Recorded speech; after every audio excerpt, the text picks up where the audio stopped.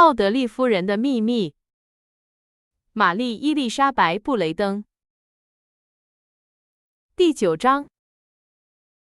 暴风雨之后，麦克奥德利爵士对天气的预测错了。暴风雨并没有等到第2天，而是在午夜前半小时，就以雷霆万钧之势席卷了奥德利村。罗伯特·奥德利对雷电泰然处之，一如他对待生活中其他的种种不幸。他舒服地窝在客厅的沙发里，借口读着5天前的切尔姆斯福德纪事报，时不时啜饮几口放在一个大杯子里的冰镇潘趣酒。然而，暴风雨对乔治·托尔博伊斯的影响却截然不同。他的朋友惊讶地发现，乔治·托尔博伊斯脸色苍白地坐在敞开的窗前，聆听着隆隆的雷声，凝视着漆黑的夜空，夜空不时被金属蓝色的闪电撕裂。乔治，罗伯特观察了他一会儿后说：“你害怕闪电吗？”并大锅，他生硬地回答。可是，我亲爱的朋友，有些最勇敢的人也会害怕暴风雨。说实话，我不认为这能称之为恐惧，这是一种生理现象。我敢肯定你也害怕。不，我不怕。可是，乔治，要是你能看到自己现在的样子，脸色苍白憔悴，一双大眼睛直勾勾地盯着天空，简直像见了鬼似的。我告诉你，我知道你害怕。我告诉你了，我不害怕。乔治·托尔博伊斯，你不仅害怕闪电，而且还因为害怕而生自己的气，也因为我指出了这一点而生我的气。罗伯特·奥德利，你要是再多说一个字，我就揍你。说完，托尔博伊斯先生冲出了房间，他身后的门砰地一声关上了，那巨大的声响震得整栋楼都摇晃起来。乔治离开房间时，那些像烧红的铁板一样压在干渴大地上的乌云突然间倾盆而下。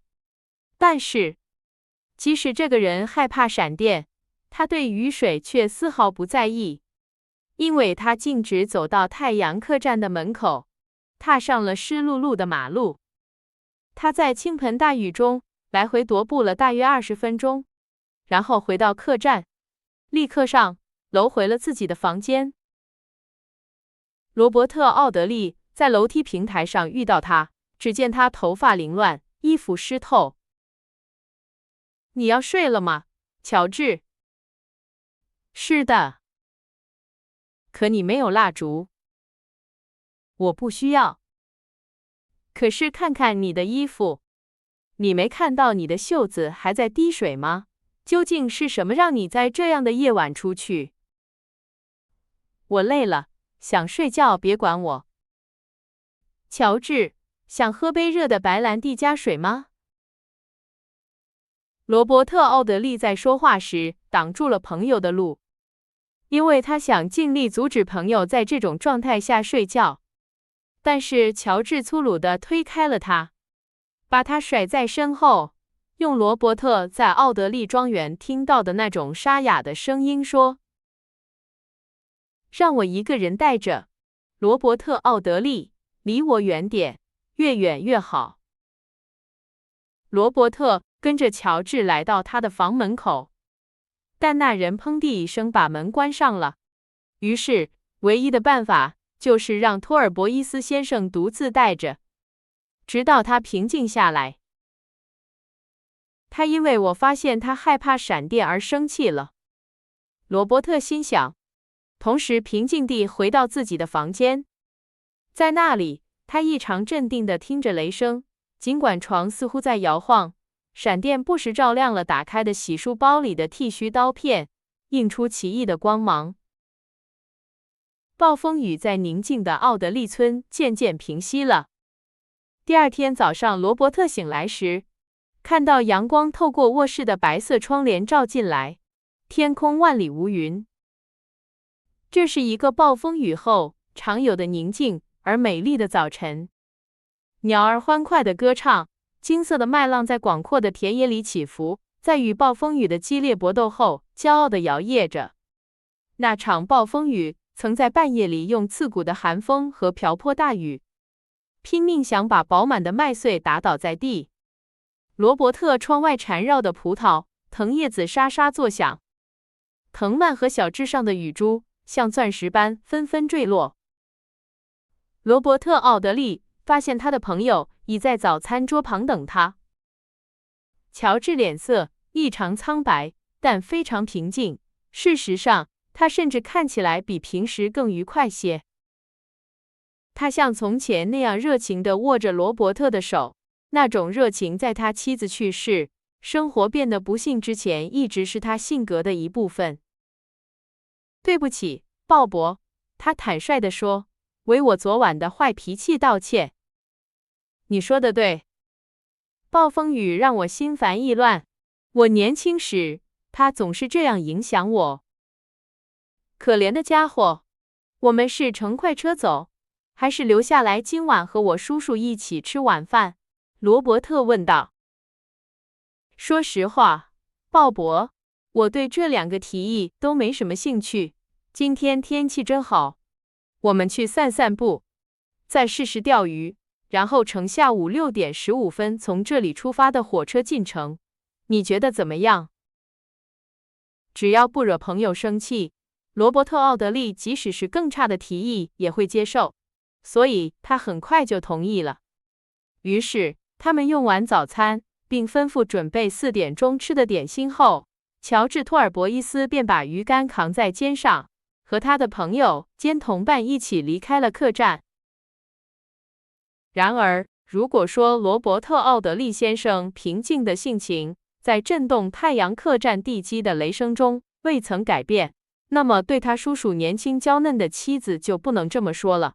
奥德利夫人承认她极度害怕闪电，她让人把她的床安置在房间的一个角落，拉上厚厚的窗帘把自己围起来，然后脸埋在枕头里，只要听到外面暴风雨的任何一点声响，就吓得浑身发抖。迈克尔爵士那颗从不知恐惧为何物的心，看到那个他有幸保护和守护的柔弱女子时，几乎也跟着颤抖起来。米莱迪直到凌晨3点左右，当最后一丝闪电消失在远处的山丘间时，才同意让人帮他脱衣服。在此之前，他一直穿着那件漂亮的丝绸旅行套装躺在床上，裹着被子，时不时睁开惊恐的眼睛，询问暴风雨是否减弱了。大约凌晨4点，她的丈夫在床头守护了她一夜，看到她沉沉睡去，这一觉直睡了将近5个小时才醒来。9点半，她出现在早餐室，哼着一首苏格兰小调，脸颊像她身上那件薄纱衬衣一样泛着淡淡的粉红色，如同鸟儿和花朵。她似乎在清晨的阳光中恢复了美丽和快乐。她轻盈地走过草坪，随手摘下1-2朵玫瑰花苞和几只天竺葵，然后又踏着沾满露水的草地回来，一路哼着悠长的曲调，仿佛要以此证明内心的幸福。她看起来和手中的花朵一样清新娇艳。男爵在她一进敞开的门时，就用有力的臂膀抱住了她。我的小女人，他说，我的宝贝，真高兴又看到你像往常一样开心。你知道吗，露西？昨晚有那么一会儿，当你从厚重的绿色床幔间探出头来，脸色惨白，眼睛布满血丝，我几乎认不出我美丽的妻子竟是那个被暴风雨吓得魂不附体的可怜人。感谢上帝，今天太阳出来了。他给你带来了红润的脸颊和灿烂的笑容。我祈祷再也不要看到你像昨晚那样。他踮起脚尖想亲吻她，但即使这样，也只够到她白色的胡须。他笑着对她说，他一直是个胆小如鼠的人，怕狗，怕牛，怕暴风雨，怕波涛汹涌的大海，什么都怕，除了我亲爱的、高贵的英俊的丈夫。他断言。他发现梳妆室的地毯被弄乱了，并对秘密通道的神秘产生了兴趣。他用一种开玩笑的、毫不严厉的语气责备艾莉西亚小姐，竟敢把2个男人带进她的房间，而且他们还胆大包天地看了我的画像。艾莉西亚，他故作气愤地说，我发现那块布掉在地上，还有一只男人的手套掉在地毯上。看。他一边说，一边给他看一只厚手套。那是乔治的，他看画的时候掉下来的。我去客栈邀请那2个年轻人来吃晚饭，迈克尔爵士说着，便离开家，到庄园里进行晨间散步。奥德利夫人在洒满9月阳光的房间里踱来踱去，她会坐在钢琴前，即兴弹奏一首叙事曲，或者弹奏一首意大利名曲的第1页，或者用飞快的手指在键盘上弹奏一首欢快的华尔兹，或者他会停在一片温室花卉前，用一把镶银的精致小剪刀在园艺世界里小试牛刀，修剪花枝，或者他会走进梳妆室和菲比马克思说话，让他第3次或第4次整理他的卷发，因为那些卷发总是散乱，给奥德利夫人的女仆添了不少麻烦。在那个9月的日子里，米莱迪似乎因为心中充满了太多的幸福而显得有些不安。人们会说他无法在同一个地方待太久，也无法持续做同一件事情。